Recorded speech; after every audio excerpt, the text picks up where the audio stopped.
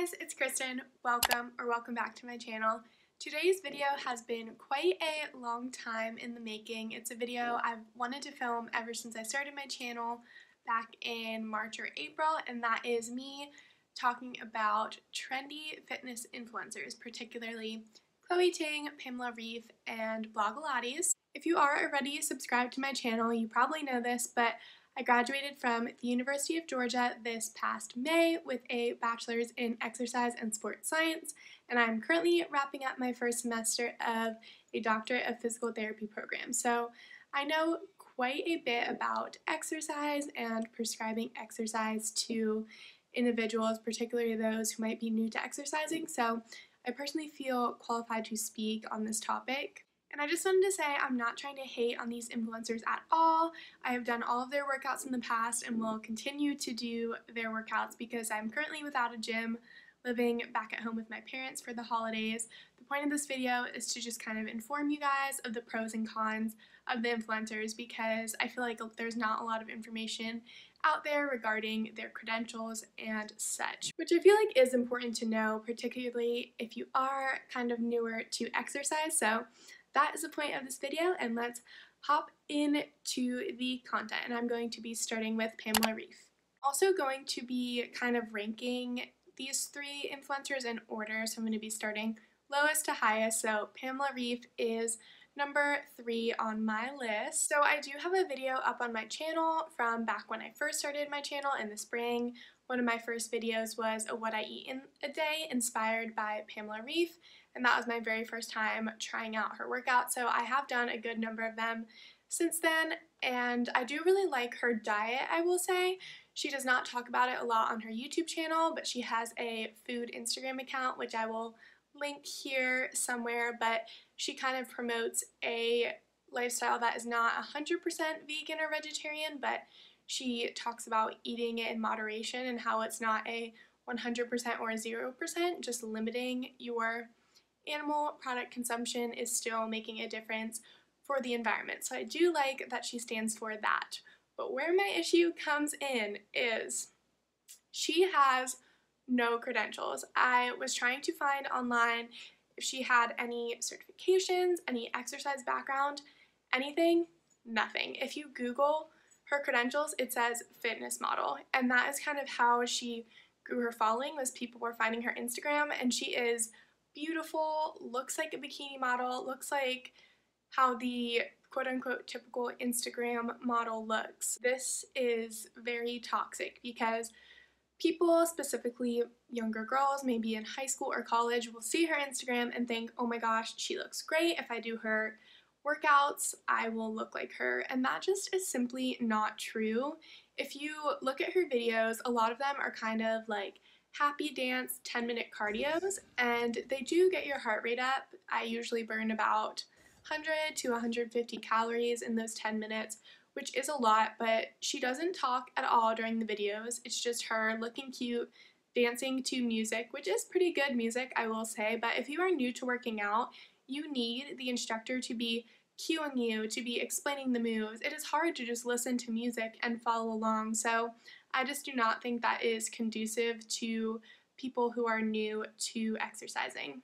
So yeah, overall, I just think her workouts are effective for burning calories and might be okay to do if you are kind of more experienced for exercising. Like I said, I have a lot of experience exercising, so I sometimes will do her videos to switch them up, but they are not my favorite thing in the world just because of her lack of explaining moves, lack of having low impact or easier beginner modifications, and also just her not having fitness credentials. I just don't really trust her workouts.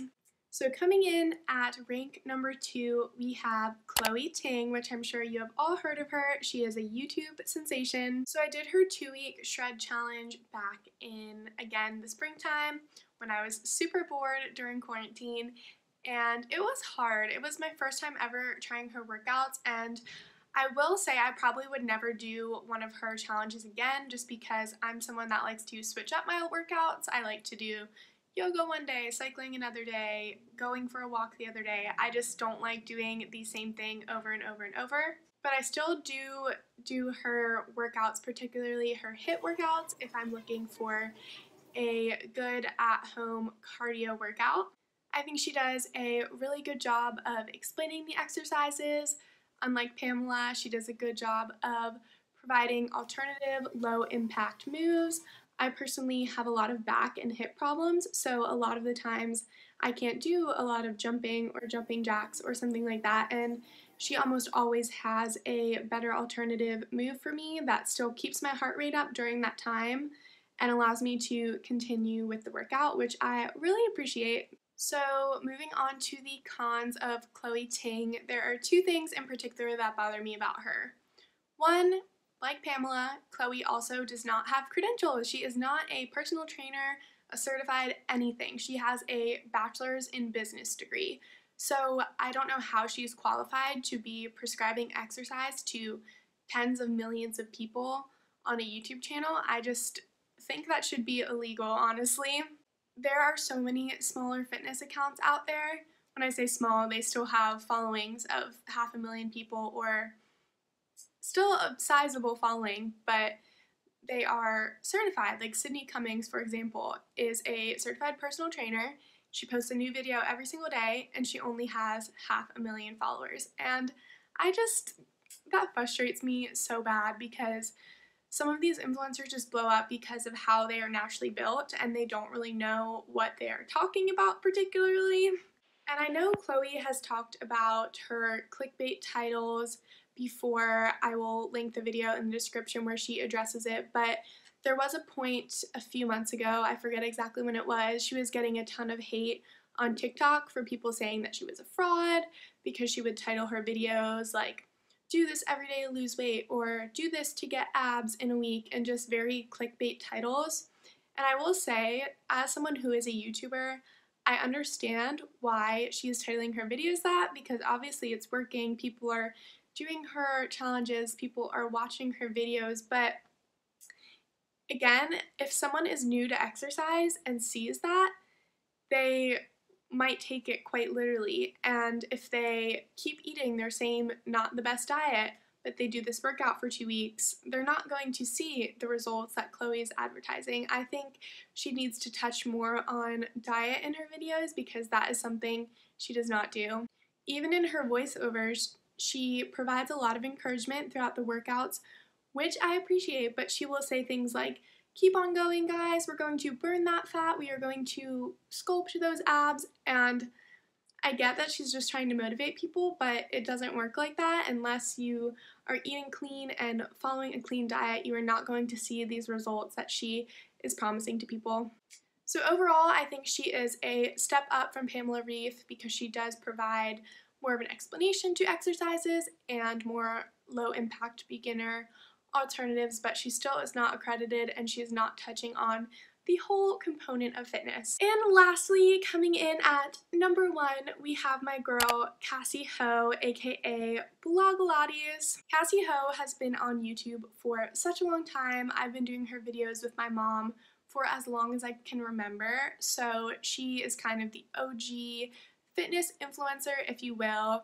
I know that she worked as a Pilates instructor while she was in college, and then she ended up like moving states or something, so she posted her Pilates classes on YouTube for her former clients to enjoy. So she kind of had a more authentic start to YouTube, if you will. She was not trying to make money right off the bat. She is certified and educated, and she was just sharing her exercises with friends. And she does have some like challenges that she'll come out with time and time again. Like, I have a video of me trying her 7-day glute challenge, but every single month she has a monthly calendar, and every day kind of focuses on a different thing. Like, she'll have a cardio day, an arm day, a leg day, a butt day, and I just think, oh, and flexibility. So she kind of hits all the components of fitness, and she is following the fitness guidelines, and she just overall, I think, has the most educated approach out of anyone that I've seen on YouTube. And if you've ever seen her videos, you know she is just such a positive person.